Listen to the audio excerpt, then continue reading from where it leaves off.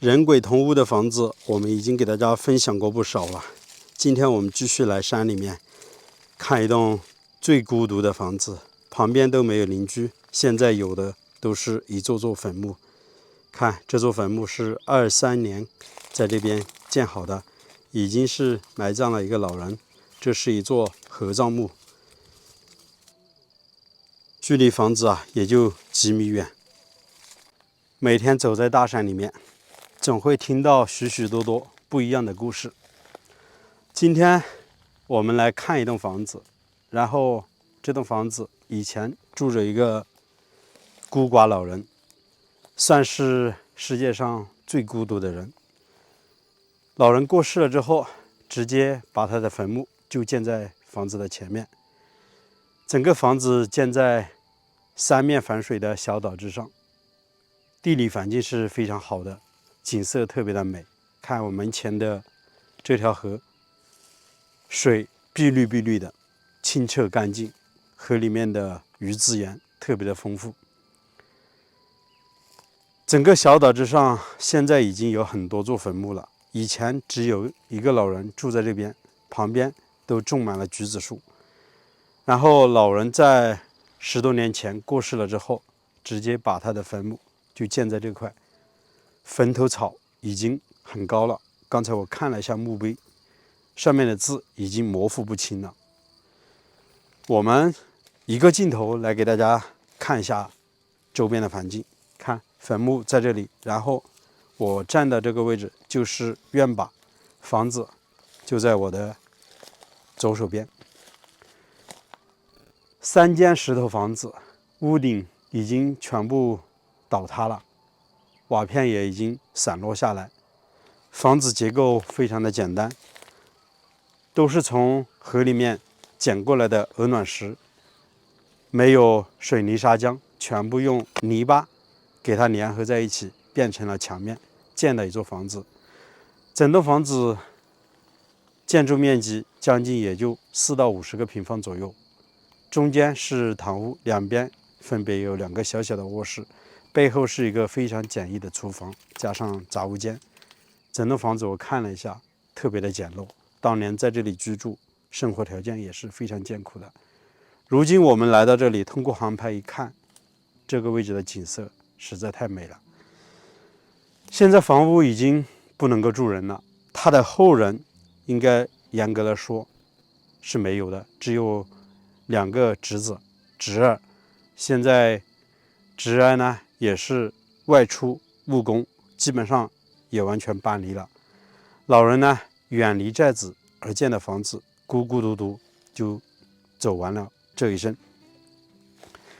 我们仔细来看一下他的这座房子，整个石头墙面非常的简陋，但是看过去还是挺有特点的。整个石头缝中间全部夹着的都是泥巴，屋顶漏雨了之后，这个泥巴随着雨水的冲刷，慢慢的就开始脱落，所以整个这个石头墙呢也开始散落了。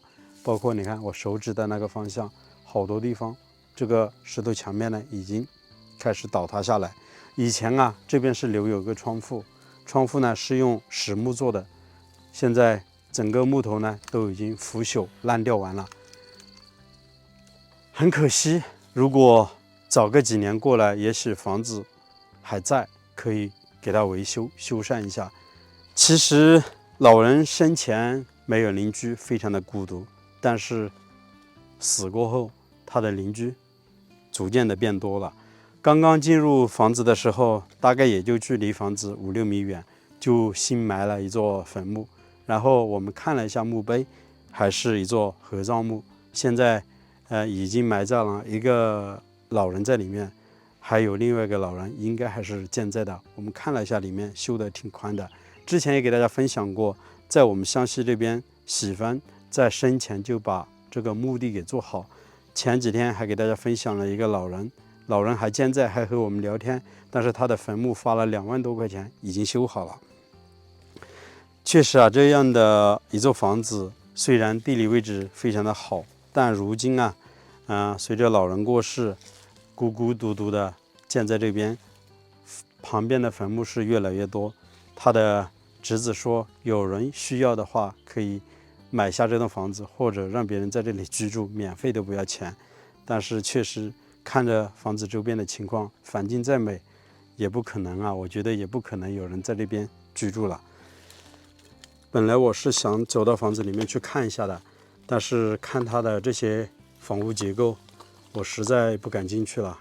看这个门的位置，只剩下了2块木方支撑着上面的这个石头墙面，那处地方已经散落下来很多石头了，不敢走进去啊，万一倒塌下来，非常的危险。房间里面没有任何的家具，这边是一个简易的灶台，就在堂屋的位置，然后整个堂屋也就5-6个平方左右。大门已经是倒塌了，那边房门的这个门框依然还在。从堂屋的2侧留有2道房门，可以进入旁边的卧室，都是非常的简陋。很难想象当年老人是如何在这边生活的。现在房前屋后都已经长满了杂草，周边种的都是橘子还有茶叶。其实这栋房子距离邻居少说都有300到400米左右，在这里啊，孤零零的建在小岛之上。其实房屋的背后那边的水位呢也是特别好的，整个这个小岛呢是3面环水，平时到夏天的时候，沿着河边的两岸钓鱼人是特别多的。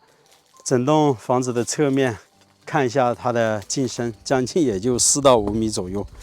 然后这背后呢是扩建出来一小块的面积，以前在这边应该是做的有个卫生间，还有个杂物间之类的，也可能这背后呢是一个厨房，也都是这样的鹅卵石砌成的墙面。房子啊实在太破旧了，看屋顶上的瓦片，千疮百孔的，到处都漏雨。这样的青瓦现在新建的房子基本上用的很少了，每2-3年都要检修，非常的麻烦不方便。我沿着房子的四周仔细看了一下，这栋房子啊竟然是没有通电的。当年老人住在这边，应该生活条件非常的艰苦。我还记得我们小时候在农村里面长大，点的都是那种煤油灯，就是有个灯芯，烧点棉花，用煤油点起来，这样子照明。而且这栋房子现在是没有水没有电，就像他侄儿所说的，如果免费让人在这里居住的话，我相信这样的生活条件没人愿意在这边居住。视频的最后，石头也想问问大家，身后的这栋房子1分钱都不要，免费让你在这里入住，适当的修一下，你愿意吗？欢迎在视频的下方留言评论告诉我。